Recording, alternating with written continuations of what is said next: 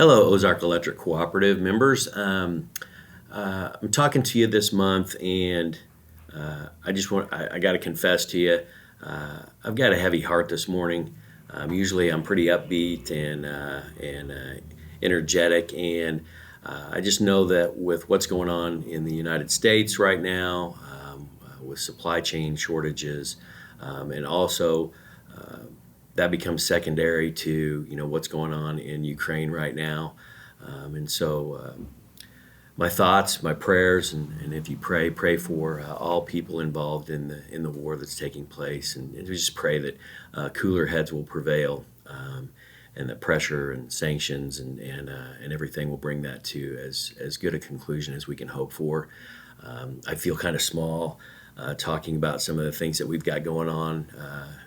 And some of the challenges that we face here at Ozark Electric, when you've got folks that are being displaced from their homes and moving across borders into countries that would take them as refugees. And so let's keep that in the front of our prayer life right now, because whatever comfort we can offer from where we are here, I'm sure will be felt and appreciated. That also has, as I try to tie that into concerns that we have here in Southwest Missouri with energy deliveries and stability for that. Obviously, there's a global impact for the war that's being conducted in Ukraine, and hopefully the United States can maneuver in such a way that some of those things aren't felt as deeply for us. One of the things that I take a look at are rising fuel prices. Because we have a fleet. We've got 85 employees here. We've got 3 offices, dozens of trucks that you expect to be out on the road, on the system, taking care of improvements, repairs, upgrades, those things. And every time we send those wheels out of our parking lot, there's a cost to that. So we're watching everything that we can in fuel supplies, and also being strategic in our movements, and trying to be very intentional as to when we will do work that's scheduled. And we just ask you to be patient with us as we try to figure those things out and make sure that it doesn't have an adverse effect on your rates.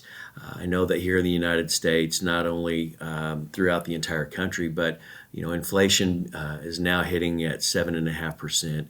A lot of those staple goods and things that we use in our homes to take care of the lives that we lead are climbing. I just want to point out that through great oversight from our board of directors and taking a look at what we can do, and also through our 3-tier system, through KMO and Associated, making sure that those resources are available for us and that we've got buffers that are built in to take care of things. We haven't increased our rates.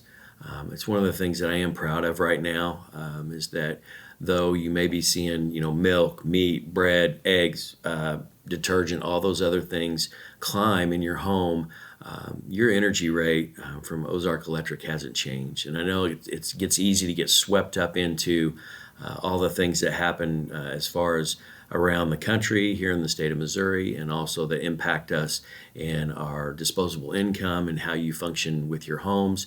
We're sensitive to that. I just want to take this opportunity to tell you that, I've got a home too that's doing that. So when we make decisions around here, and our directors are very in tune with things that we do that are going to impact those of you that are Ozark Electric cooperative members, that we take into account the things that are also impacting your lives away from energy.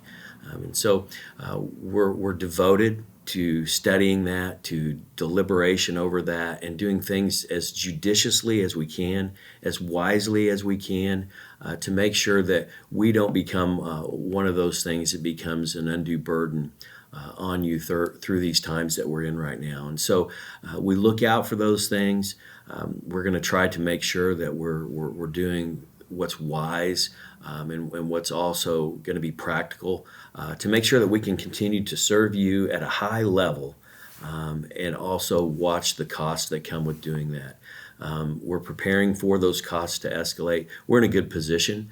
Our margins are good through the first not even We haven't even completed the first quarter yet, but our financials are good. They're strong right now. We're able to absorb some of those increases in costs. I'm one day going to be able to sit here and I'm going to be able to tell you that the supply chain has been fixed.